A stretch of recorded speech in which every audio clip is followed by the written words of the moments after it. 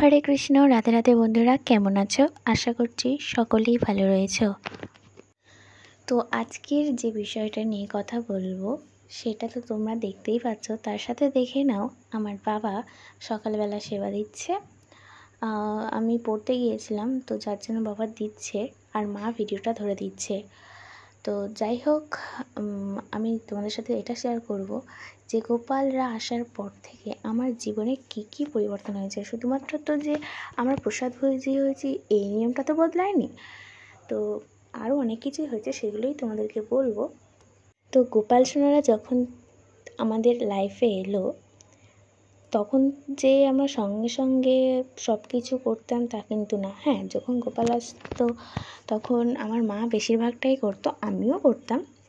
আর তাছাড়া কেউ করতো না বলতে গেলেই, বাবা একটু হালকা করতো, খুবই কম খুবই কম। তো যাই হোক, আমার বাবা এখন এই পথে চলে এসছে, বাবাও করে। তো আমরা দেরি করে উঠতাম, দেরি করে বলতে আমরাই উঠতাম। আমার মা মাঝে মধ্যে করে 3টে-4টের সময় উঠতো, হ্যাঁ যখন খুব কাজ থাকতো তখন, ঠিক আছে, আর সব সময় না। কিন্তু এখন আমার মা প্রত্যেক দিন 3টে-4টের সময় ওঠে। হ্যাঁ, এখন হয়তো একটু প্রবলেমের জন্য দেরিতে শোয়া হচ্ছে, অতিরিক্ত দেরিতে শোয়া হচ্ছে। তোমরা নিশ্চিত বুঝতে পারবে, যাদের বাড়িতে এরকম প্রবলেম হয় তারাই বুঝবে।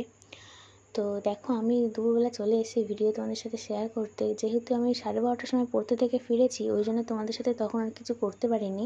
গোপালে অর্চন টর্চন করি আমি, আর তোমাদের সাথে আর কিছু শেয়ার করতে পারিনি। তাই 3টের সময় আমি শ্যাম্পু করেছি, আর 3টের সময়ই করি।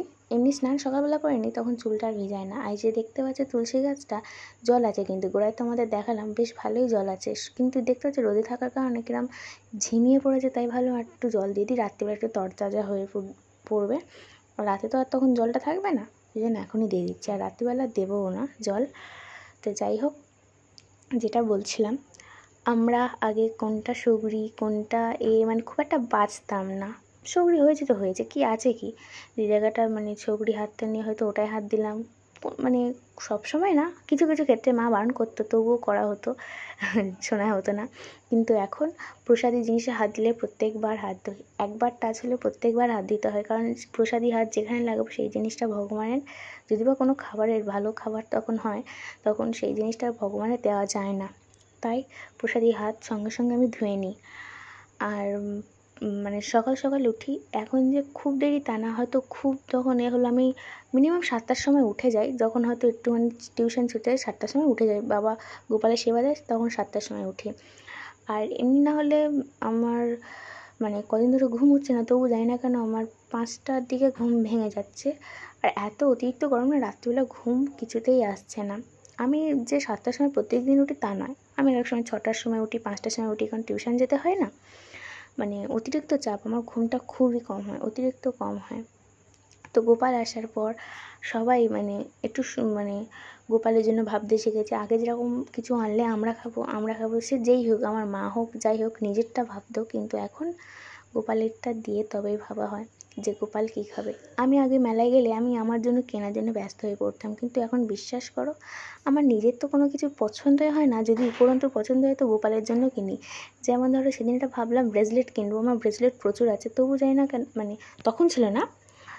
ব্রেসলেট কী করবো বলো তো, ব্রেসলেট কিনতে গেছি তখন আমার সাথে মোহন ছিল, মানে দুর্গা পুজোর সময়। তো একটা দোকান থেকে ব্রেসলেট কিনতে গিয়ে আমার হাতে না পড়ি, আমি বলছি গোপালে পরবো, দেখি মোহনের হাতে হয়ে গেছে। তো আমার কিনতে গিয়ে ওরটা কিনে দিলাম, আমি আর কিনলাম না। আমার মানে আমার মনে হলো যে আমার মোহন সোনাই চেয়েছিল ওটা কেনার জন্য। তো এখন যাই করি না কেন, সব কিছু আগে ভগবানের জন্য চিন্তা করতে হয়, যাই করো না কেন। আগে যেরকম কেউ কিছু আনলে, ধরো কেউ কিছু আনলে তখন আমরা খেতাম, আর এখন কেউ আসুক আর না আসুক, কেউ মানে আগে আসলে এক এক সময় তো খালি হাতে আসতোই, এক এক সময় হয়তো সবাইকে সবসময় আসতো। আর এখন কেউ আসুক আর না আসুক, গোপালের জন্য কিছু আনবেই, কিছু হোক যাই হোক কিছু একটা আনবেই। আর যদিও বা না আনতে পারে, যাওয়ার সময় দিয়ে যাবেই, এরকম।